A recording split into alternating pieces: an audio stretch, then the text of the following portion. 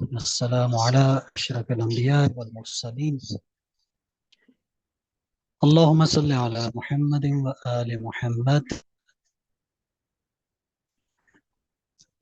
السلام على الحسين وعلى علي بن الحسين وعلى أولاد الحسين وعلى أصحاب الحسين. سب سے پہلے تو میں دعا گو ہوں کہ خداوند کریم بحق کے سید الشہداء آپ تمام مومنین تمام مومنات جو یہاں پہ موجود ہیں یا موجود نہیں ہیں، خداوند عالم ان کو حفظ و سلامتی عطا فرمائے اور اپنی خصوصی عنایات سے کربلا کے اس علمی اور فکری سفر کو ہمارے لیے آسان اور مفید فرمائے۔ میں آج چونکہ پہلا دن ہے، میں خصوصی طور پہ شکر گزار ہوں برادر محترم جناب ڈاکٹر کاظم کمیل صاحب کا، قبلہ سجاد حیدر صاحب ان کا، کہ جنہوں نے یہ موقع عنایت فرمایا۔ اور نہیں معلوم کہ ان برادران نے میرے بارے میں پتہ نہیں آپ کو کیا کچھ بتایا ہو، لیکن حقیقت یہ ہے کہ میں بھی آپ کی طرح اس مکتب کربلا کا ایک ادنا سا اور ایک عام سا طالب علم ہوں، جو دو چار سطریں میں نے پڑھی علماء کی کتابوں سے، اور وہی دو چار سطریں انشاءاللہ آپ کے سامنے بھی رکھوں گا تاکہ آپ کے علمی اور فکری خیالات اور آراء سے میں بھی استفادہ کر سکوں۔ یہی وجہ ہے کہ میں نے کلاس کا دورانیہ، اس لیکچر کا دورانیہ 40 منٹ رکھا ہے اور آخری 20 منٹ آپ کے ہیں، تو جس میں آپ انشاءاللہ انہی بیان کیے گئے مطالب کو مزید واضح کریں گے اور نئے نئے پوائنٹس جو ہے وہ سامنے لے کے آئیں گے۔ چنانچہ اس تناظر میں میں ایک چیز جو آپ اس کو درخواست کہہ لیں، ریکویسٹ کہہ لیں، وہ یہ ہے کہ یہ جو جتنا دورانیہ ہے اس لیکچر کا یا اگلا لیکچر برادر کاظم کمیل صاحب کا ہے، تو اس کو خاص کر لیں جناب سید الشہداء کے لیے، کربلا کے پیغام کے لیے۔ میرا مطلب یہ ہے کہ اس دوران کوشش کریں چیزوں کو لکھنے کے بھی، خصوصاً میرا جو یہ سلسلہ ہے پریزنٹیشن کا، اس میں کچھ پوائنٹس میں نے لکھے ہوئے ہیں، پوری ڈیٹیل نہیں لکھی ہوئی، کچھ چیزیں ایسی ہوں گی جو مجھے ان سلائڈس سے ہٹ کے بھی بیان کرنی ہوگی، تو ان کو کم از کم نوٹ کر لیں اپنے پاس تاکہ آئندہ کے لیے بھی استفادہ ہو سکے ان سے۔ اور دوسری چیز کہ جو چیزیں بیان ہو رہی ہیں ان میں غور و فکر کریں، اور یہ اس چیز کا متقاضی کیا ہے کہ آپ جب یہ سن رہے ہیں تو پھر یہی سنیں، اگر ساتھ کوئی اور کام لگے ہوئے ہیں تو کچھ وقت کے لیے وہ ترک کر لیں۔ تو انشاءاللہ اس لیکچر کا آغاز کرتے ہیں ابھی سے، اور البتہ موضوع جو میں نے اس کا رکھا وہ تفسیر کربلا ہے۔ اس میں ایک پوائنٹ سوچنے کا، سمجھنے کا اور پریکٹس کرنے کا ہے کہ ایک طرف قرآن مجید کے لیے یہ لفظ استعمال ہوتے ہیں تفسیر، یہاں پہ کربلا کے ساتھ تفسیر لگانے کا مقصد سید الشہداء کی اس پیغام کو سمجھنا ہے جو اپنی اس تحریک اور انقلابی تحریک کے ذریعے انہوں نے دیا ہے۔ ایک چیز میں نے کامن پائی ہے اور یہ حقیقت بھی ہے کہ آپ قرآن مجید میں جس قدر غور کرتے جائیں، تفاسیر کو پڑھیں، ترجمے کو پڑھیں، ہر وقت وہ آپ کو ایک نیا مطلب دیتا ہے، ایک نیا مفہوم آپ کے سامنے رکھتا ہے۔ بے عین ہی میں نے دیکھا ہے آپ تحریک کربلا میں جس قدر غور و فکر کریں گے، آپ کے لیے علم و حکمت کے نئے نئے دروازے کھلتے جاتے ہیں، جگہ جگہ ہدایت ہے۔ اور شاید اس کی وجہ، اور یقیناً اس کی وجہ پہ ہمارے اسلام کا وہ فرمان بھی ہے جس کو حدیث ثقلین کے نام سے یاد کیا جاتا ہے کہ اہل بیت اور قرآن ایک دوسرے سے جدا نہیں ہیں، ان کا اثر، ان کی تاثیر، ان کی گفتگو سب ایک ہے۔ یہی وجہ ہے کہ خصوصاً جب آپ سید الشہداء علیہ الصلاۃ والسلام کی سیرت کو جب آپ پڑھتے ہیں، کربلا کا مطالعہ جب آپ کرتے ہیں، تو زندگی کے ہر شعبے سے متعلق آپ کو ہدایات ملتی ہیں۔ اور ان لیکچرز میں انشاءاللہ ہم اسی چیز کی طرف بڑھیں گے۔ البتہ شروع میں نے موضوع کو تھوڑا واضح کرنے کے لیے 3 ग्रुप्स का तस्करा किया है कि ये जो तहरीक करबला है, इस तहरीक को सैयद शुहदा अलैहिस्सलाम की इस क़याम को समझने के लिए और इस हवाले से जो मुस्बत सोच रखने वाले हैं, ये तीन तरह के लोग हैं। इनमें से पहला ग्रुप वो है जो हजरत इमाम हुसैन अलैहिस्सलाम की ज़ात गिरामी से तो बहुत ज़्यादा अकीदत रखता है, मगर उनके इस इनकलाब, प्याम और मिशन से उनको कोई दिलचस्पी नहीं है। अगर आप गौर करें तो ये वो ग्रोह है कि जिसमें अहले सुन्नत, आम मुसलमानों की एक बहुत ज़्यादा तादाद इसमें शामिल है, और दूसरा इसमें खुद हजरत इमाम हुसैन अलैहिस्सलाम को मानने वालों का भी एक रोल है, या वो लोग भी इसमें शामिल हैं कि जो सैयद शुहदा की ज़ात से तो बहुत ज़्यादा अकीदत रखते हैं, लेकिन आपके मिशन, आपकी इस इनकलाबी तहरीक और करबला से उनको उस तरह दिलचस्पी नहीं होती है। इस सिलसिले में जो दूसरा ग्रोह है, ये वो ग्रोह है कि जो हजरत इमाम हुसैन इस्लाम की इनकलाबी हैसियत को मानता है, लेकिन उनकी ज़ात से, ज़ात हुसैन से उनको कोई दिलचस्पी नहीं है। और इसमें एक बहुत बड़ा तबका जो है मुस्तशरिकीन कहा जाता है, या गैर मुस्लिम लोगों कहा जाता है। जिस तरह हमने बहुत ज़्यादा गैर मुस्लिम स्टप पढ़ा, जिनमें बहुत ज़्यादा मशहूर जो हैं महात्मा गांधी के, जनाब सैयद शुहदा के हवाले से अकवाल मिलते हैं, नेल्सन मंडेला के मिलते हैं, चार्ल्स डिकन्स के मिलते हैं, टाइन बी के और गिबन्स की तरह के बहुत सारे मुस्तशरिकीन के मिलते हैं। दर हकीकत इन्होंने जो लक़ब दिया जनाब सैयद शुहदा को, वो हुर्रियत और आज़ादी के हवाले से आप उन्होंने अपना हीरो समझा, मगर ना खुद इमाम की ज़ात का जो तकद्दुस है उसमें उनको कोई ऐसी दिलचस्पी नहीं है। और जो तीसरा ग्रोह है, वो ऐसा ग्रोह है कि जिनको सैयद शुहदा अलैहिस्सलाम की ज़ात से भी दिलचस्पी है, और आपकी उस तहरीक करबला से भी दिलचस्पी है, आपके इनकलाब, आपका प्याम, आपके मिशन से भी उनको दिलचस्पी है। और खुशकिस्मती है, आ, आप सब अफराद, मैं यहाँ पे मौजूद हूँ, बाकी जो लोग मौजूद हैं, अल्हम्दुलिल्लाह यहाँ पे हमारी मौजूदगी हमें ये बता रही है कि हमारा ताल्लुक इस तीसरे ग्रुप से है। और ये जो लेक्चर्स का इस जो सिलसिला है, जो तफसीर करबला का सिलसिला है, दर हकीकत ये इस तीसरे ग्रुप से ताल्लुक रखते हैं, जो इमाम अलैहिस्सलाम के इस मकसद को, तहरीक करबला को समझना चाहते हैं। अब तहरीक करबला को समझने के दो तरीके हैं। एक तरीका यह है कि हम जनाब सैयद शुहदा अलैहिस्सलाम की बारगाह में चलते हैं और आपसे पूछते हैं कि मौला, आप क्यों मदीना में मौजूद थे और अचानक से आप अपने सारे अहलो अयाल को, मुखद्दरात इस्मत को लेके वहां से चलते हैं और करबला की तरफ निकलते हैं, आपका मकसद क्या था? और दूसरा तरीका यह है कि आप आम लोग या आप मुसलमानों से पूछें कि वो क्या समझते हैं। जनाब सैयद शुहदा का जो मकसद था इन लेक्चर्स का, असल मकसद वो है कि हम ये समझें कि जनाब सैयद शुहदा ने इस करबला की तहरीक मकसद क्या बताए, क्या चाहते थे आप इस तहरीक से। हमारे पूरे तफसीर करबला इंशाल्लाह इसी चीज़ से हम मुख्तलिफ तारीखी हवालों से, आइम्मा मासूमीन के अकवाल से, जनाब सैयद शुहदा अलैहिस्सलाम के अकवाल से इन चीज़ों को समझने की कोशिश करेंगे। लेकिन उससे पहले आज के इस लेक्चर में, चूंकि इब्तदाई लेक्चर है, हम एक नज़र देख लेते हैं कि मुसलमान क्या समझते हैं। मुसलमानों की नज़र में जनाब सैयद शुहदा की इस तहरीक की क्या तफासिर की गई है, वो क्या कहते हैं कि ये सैयद शुहदा किस वजह से निकले थे।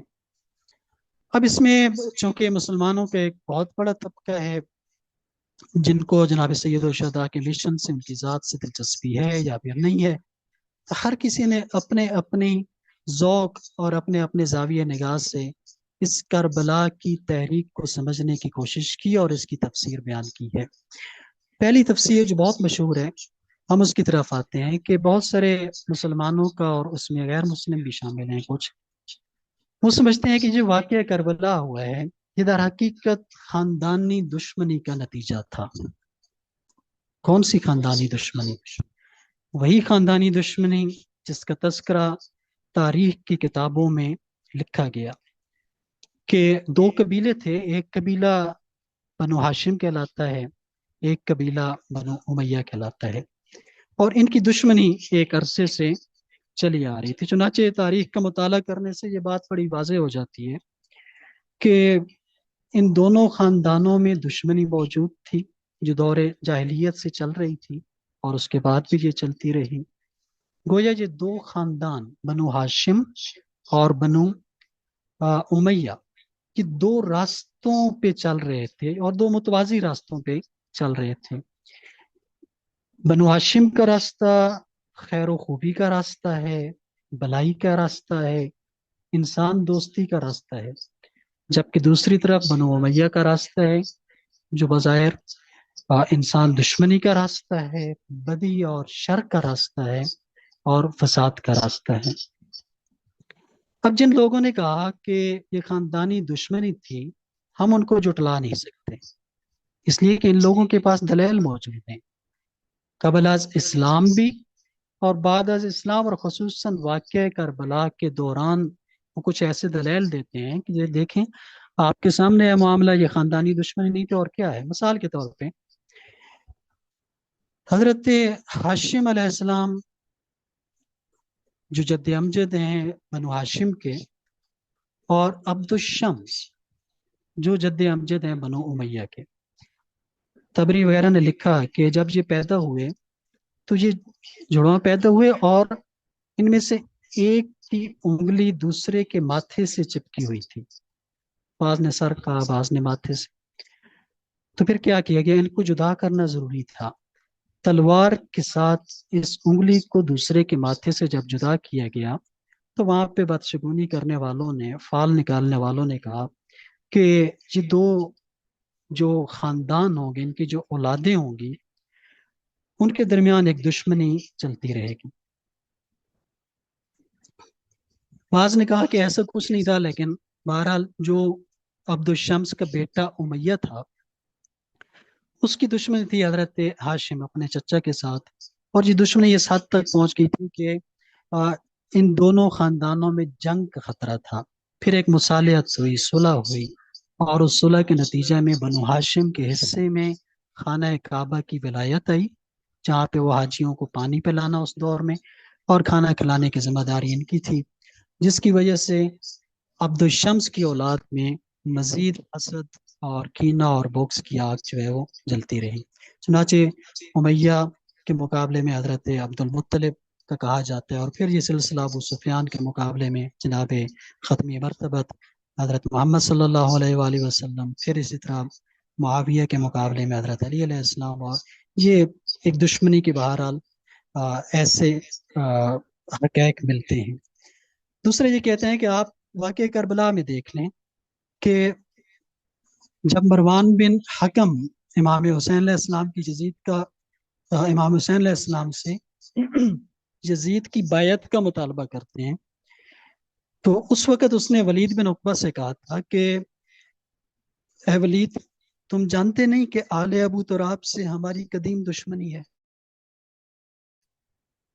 और वो अब भी उस पर कायम है।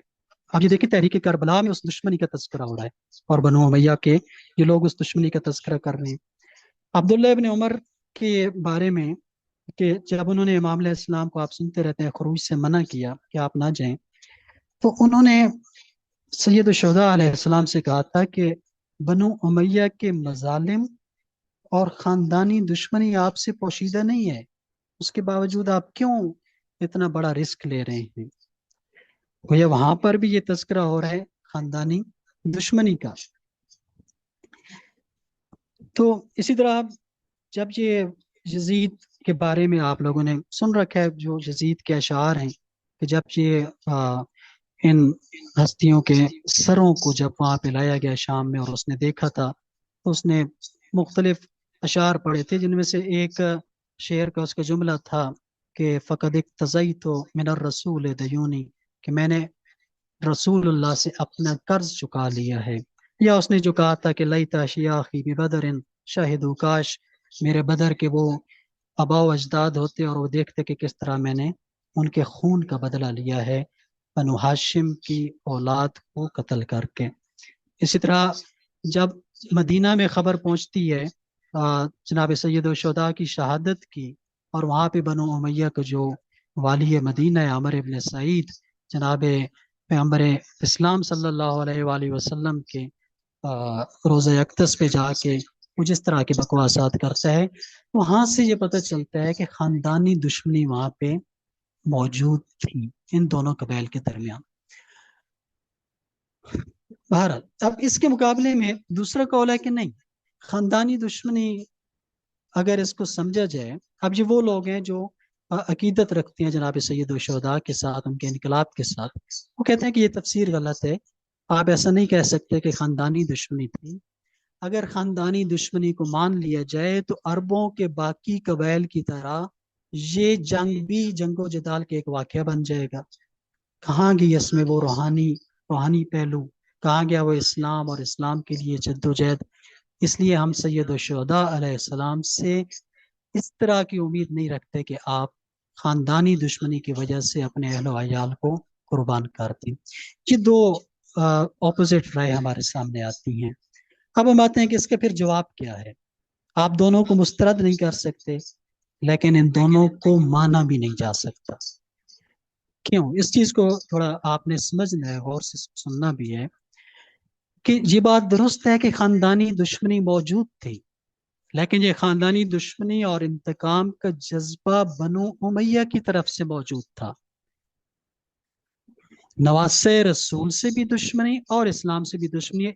जो कि मैंने कहा कि ये हम खुलासा कर रहे हैं, इसकी डिटेल इंशाल्लाह आगे आएगी कि ये जो खानदानी दुश्मनी थी, क्या ये पैगम्बर इस्लाम और उनकी औलाद से कोई जिस्मानी इंतकाम लेना चाहता था यजीद?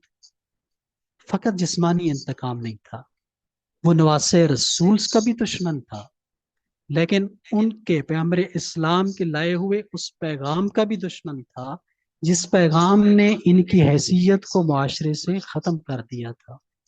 लिहाजा यजीद या उसके आबा व अजदाद की दुश्मनी और इंतकाम रूहानी भी था और जिस्मानी भी था। दूसरी तरफ जनाब सैयद और शुहदा का इकदाम जो था, उसका मुहर्रिक और उसका सबब जो है वो इस्लाम की हिफाजत था, खानदानी दुश्मनी नहीं था। और इस पर बेशुमार तारीखी शवाहिद और अकवाले जनाब सैयद व शुहदा मौजूद हैं। जनाब सैयद व शुहदा के किसी कौल में ये नहीं मिलता कि आपने कहीं पर भी इसका तज़किरा किया हो कि मैं इसलिए निकल रहा हूँ कि हमारी बनु उमैया के साथ कोई खानदानी दुश्मनी है। लिहाजा आपके जो ये जो तहरीक है, इसके मुहर्रिकात में हमें कहीं पर भी नहीं मिलता, बल्कि एक जगह पे इमाम अलैहिस्सलाम ने फरमाया कि हम और बनु उमैया फी सबीलिल्लाह के दुश्मन है। हमारी दुश्मनी का मेयार इस्लाम है, हमारी दुश्मनी का मेयार अल्लाह ताला की जात है। और इस पे आप देखें, अगर ये दुश्मनी होती तो फिर बनु हाशिम के बाद मुतअद्दिद मकामात ऐसे है जहाँ पे वो बनु उमैया की नस्ल को ख़त्म कर सकते थे। उसमें सबसे बड़ा मौका जो है फतह मक्का का मौका था कि जब पैगम्बर इस्लाम ने मक्का को फतह किया तो वहां पर अबू सुफियान और उसकी पूरी औलाद मौजूद थी। चाहते तो आप तह तय कर देते, लेकिन इनको आज़ाद किया गया। इसी वजह से इनको इस्लाम, तारीख इस्लाम में तुरका का लफ्ज़ से याद किया गया। आप देखें जंगे जमल में मिलता है कि मरवान बिन हकम वहां पे कैद कर लिया गया था, लेकिन इमाम इस्लाम ने जनाब हसनैन करीमैन की सिफारिश पे इस शख्स को आज़ाद कर दिया।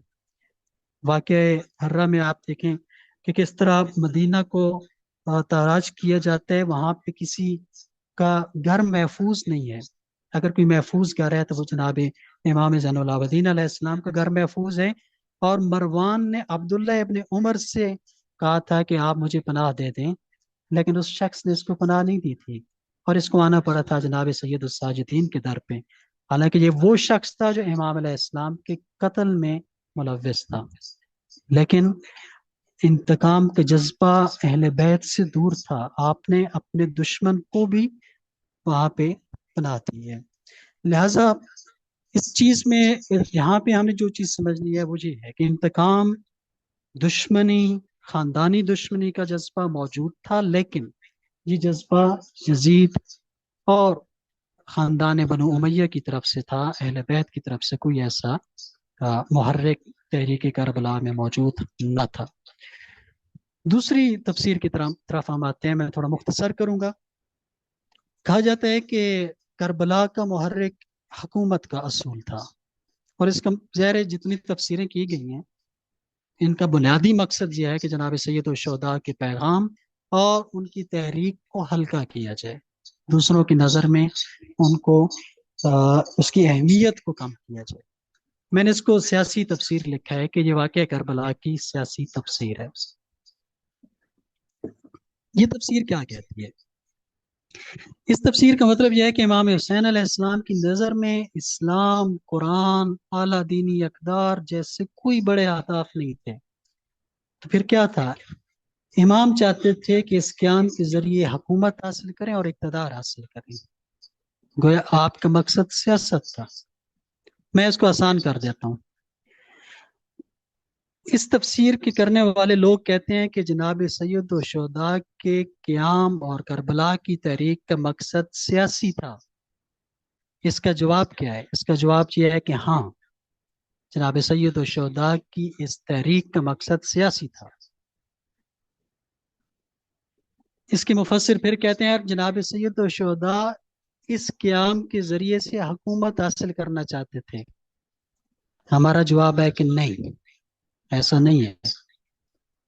میں اس کو پھر دہرا دیتا ہوں، اس بات کو تھوڑا سمجھنا ہے۔ ایک دفعہ یہ کہا جاتا ہے کہ جناب سید الشہداء کا مقصد سیاسی تھا، ہم کہتے ہیں کہ بالکل سیاسی تھا۔ پھر یہ لوگ کہتے ہیں کہ اس کے ذریعے جناب سید الشہداء حکومت حاصل کرنا چاہتے تھے، ہم کہتے ہیں بالکل ایسا نہیں تھا۔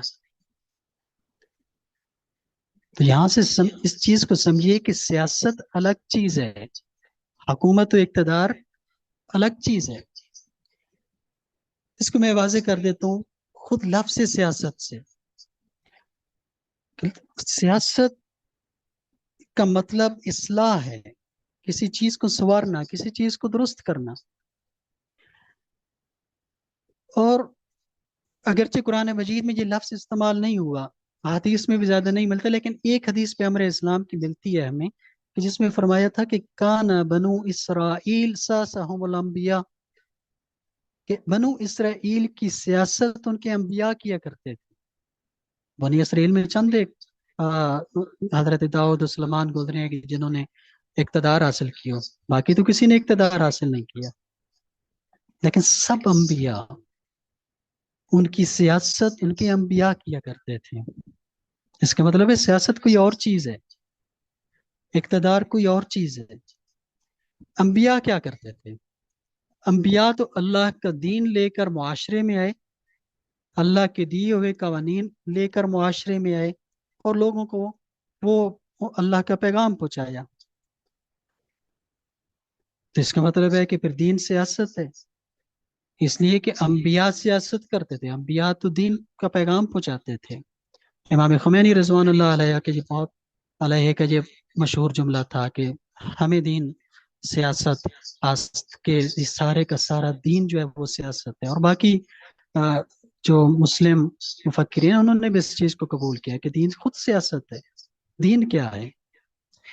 اللہ تعالیٰ کی زمین پر اللہ کے بندوں کے دنیاوی اور اخروی امور کی اصلاح کے لیے الہی قوانین کا مجموعہ، کہ لوگ دنیا میں بھی اصلاح کریں، آخرت میں بھی اپنی اصلاح کریں، اس کے مجموعے کو کہتے ہیں دین۔ اور یہ جو قوانین ہیں دین کے، جب اس کو معاشرے میں نفاذ کرنے کی بات آتی ہے تو اس کو کہا جاتا ہے سیاست۔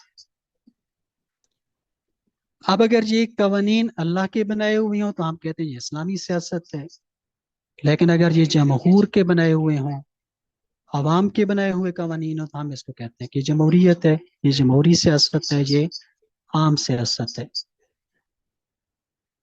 لہذا جو امام حسین علیہ السلام کی نظر تھی، امام علیہ السلام معاشرے کی اصلاح کرنا چاہتے تھے، اور یہ وہی ہدف تھا جو انبیاء کا ہدف تھا۔ امامت کا منصب یہی ہے کہ امام اسلام کی دین کی حفاظت کرتا ہے، اس کو نافذ کرتا ہے،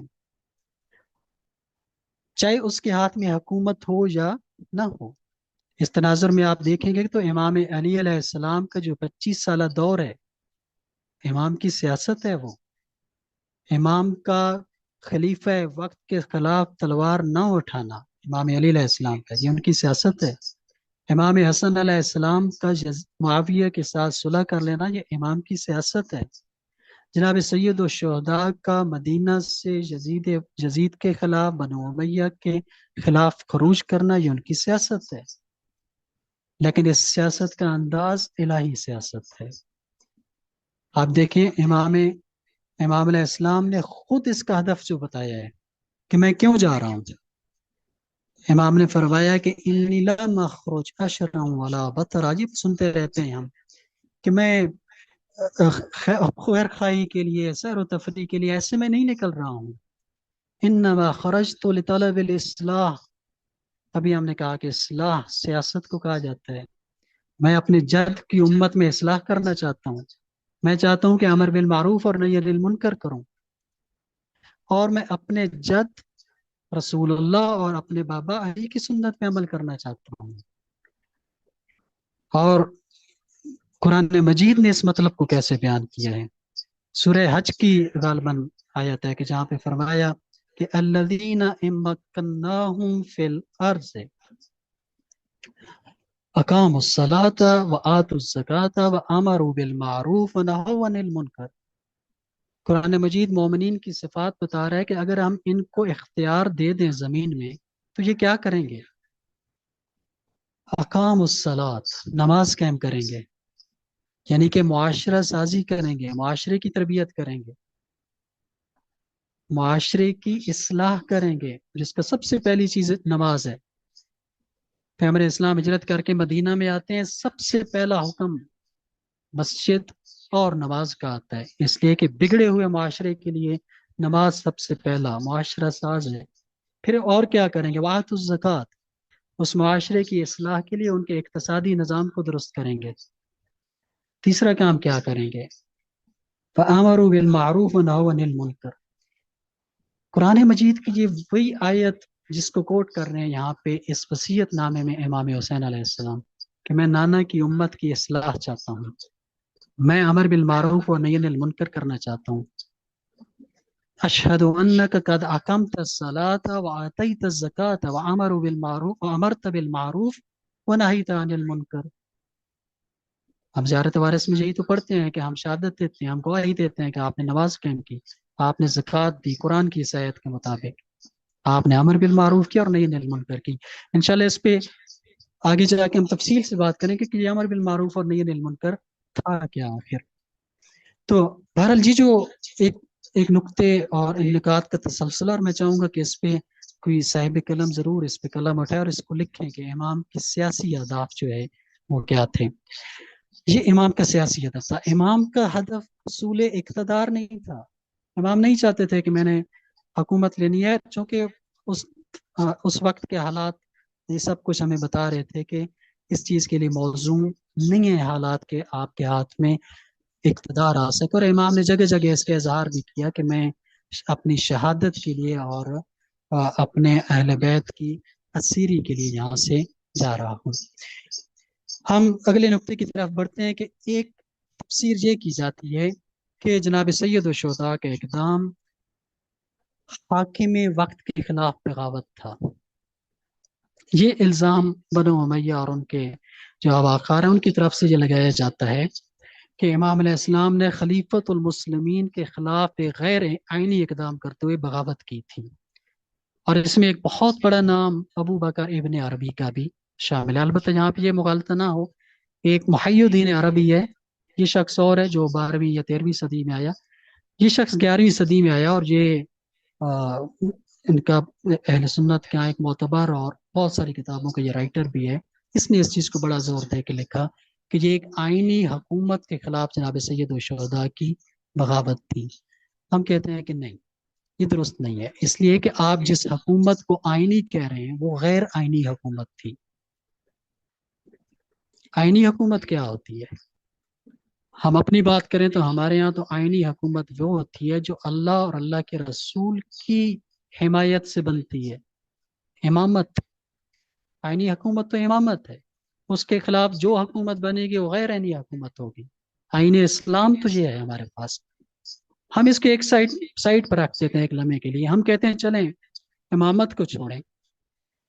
آپ مسلمانوں نے جو اپنے لیے خلافت اور حکومت کا جو آئین بنایا تھا، کیا یزید کی حکومت ان اصولوں پہ پوری اترتی تھی؟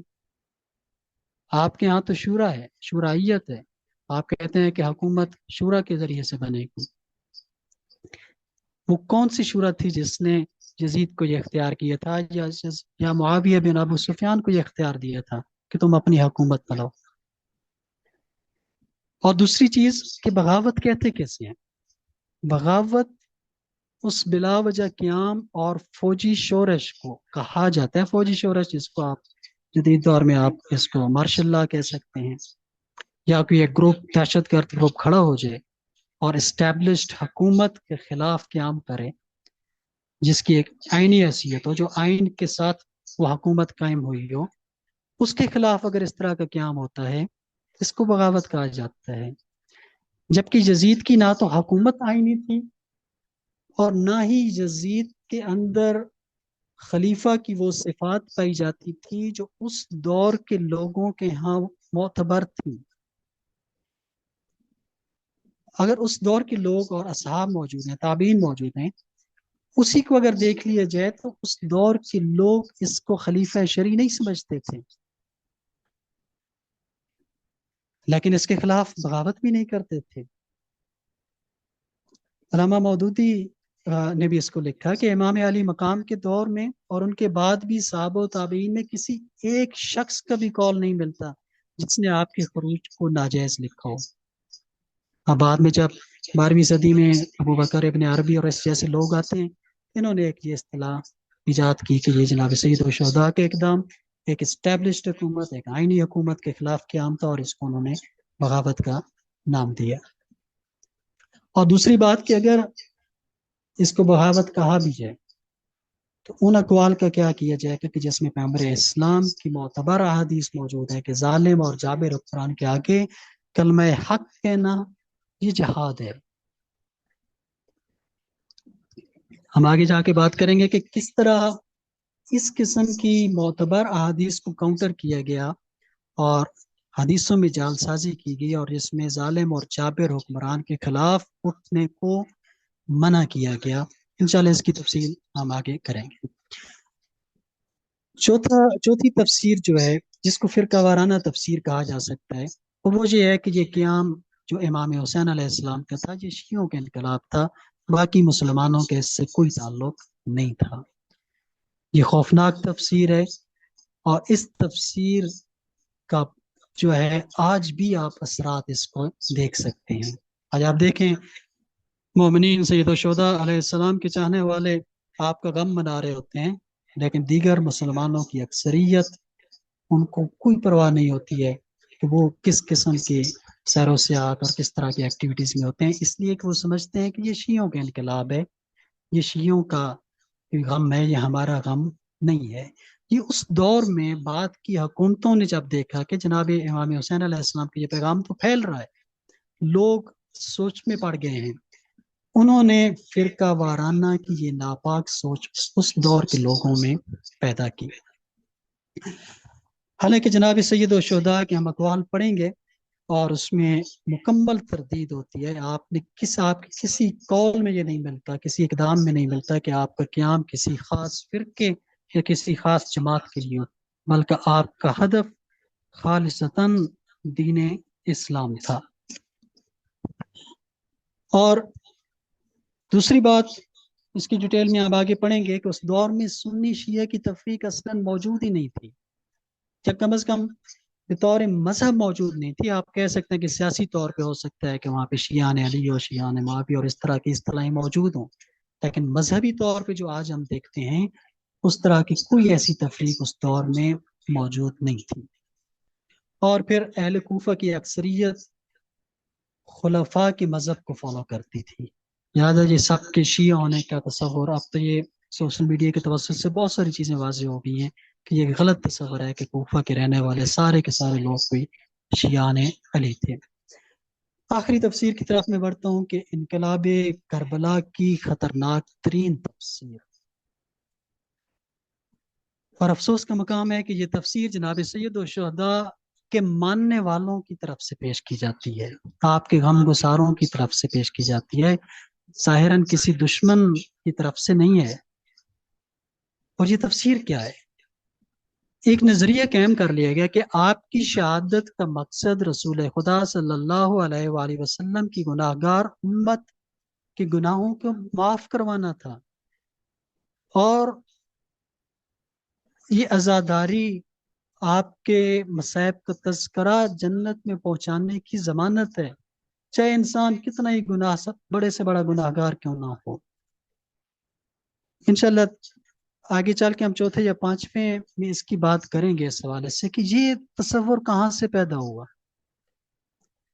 اس میں دونوں طرح سے کام ہوا ہے، اس میں دشمن نے بھی کام کیا اور اس میں کچھ غلط فہمیاں اپنوں کی طرف سے بھی پیدا ہوئیں، لیکن میں نے اس کو اس لیے اس کو جو نام دیا ہے کہ یہ خطرناک ترین تفسیر ہے۔ پچھلی تفسیریں دشمن کی طرف سے ہیں، موسٹلی دشمن کی طرف سے ہیں، لیکن یہ تفسیر جو بیان کی گئی ہے یہ تفسیر اندر سے ہے۔ اور اس میں جو ایک مسئلہ پیدا ہوا وہ یہ ہوا کہ خود عزاداری کو ہدف بنا لیا گیا۔ یہ بڑا باریک پوائنٹ ہے، اس کو سمجھنے کی کوشش کریں۔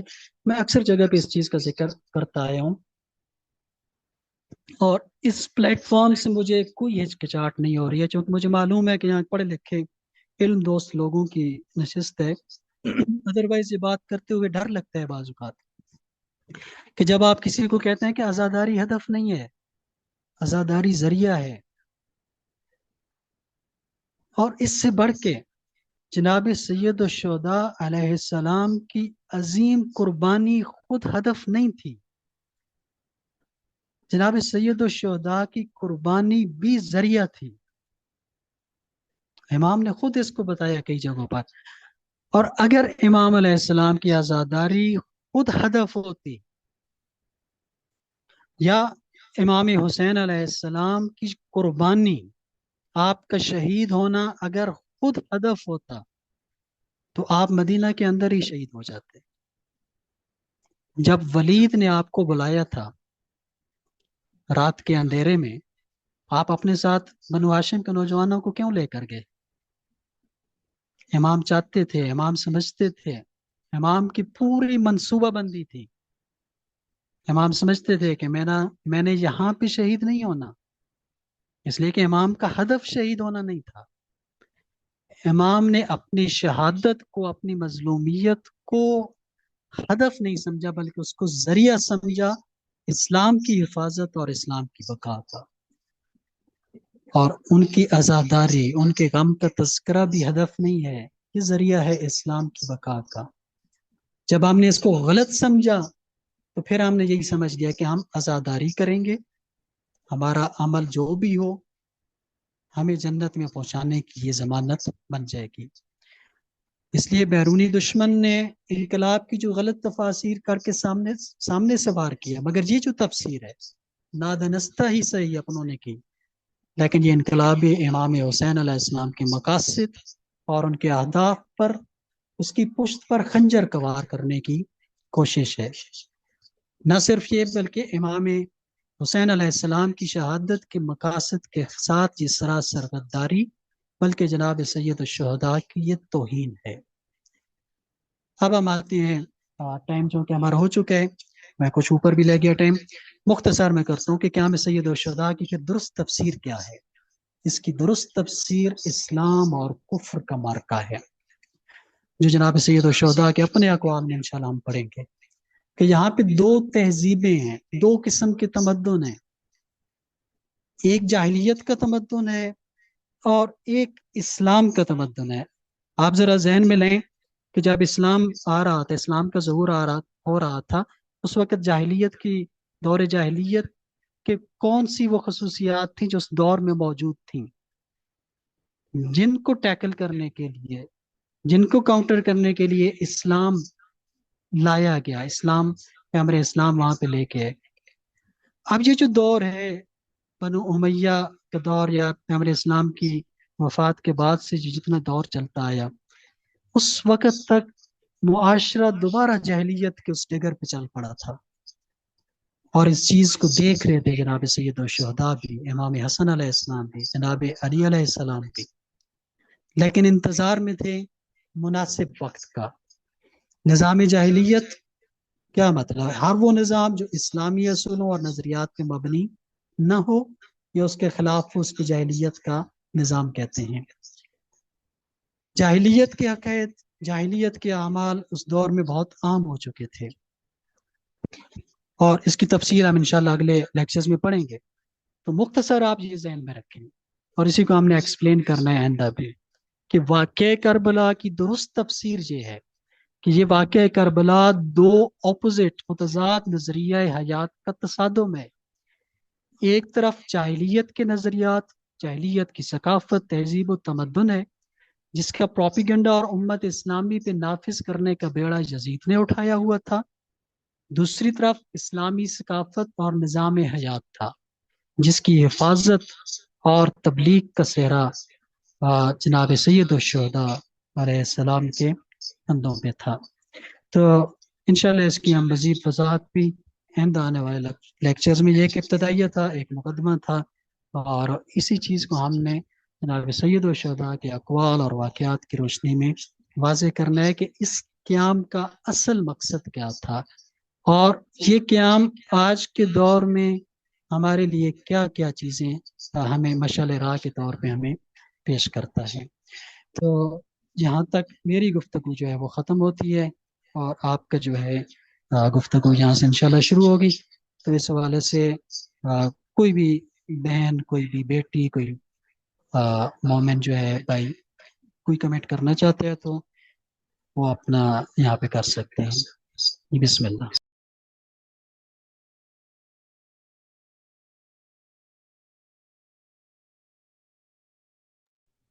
جی، میرے خیال میں ہم یہاں پہ ریکارڈنگ سٹاپ کریں گے، اور اس کے بعد انشاءاللہ ہمارے پاس ایک ریز ہینڈ ہوا ہے، سیدہ بیا بیاس صاحبہ ہیں ہمارے ساتھ۔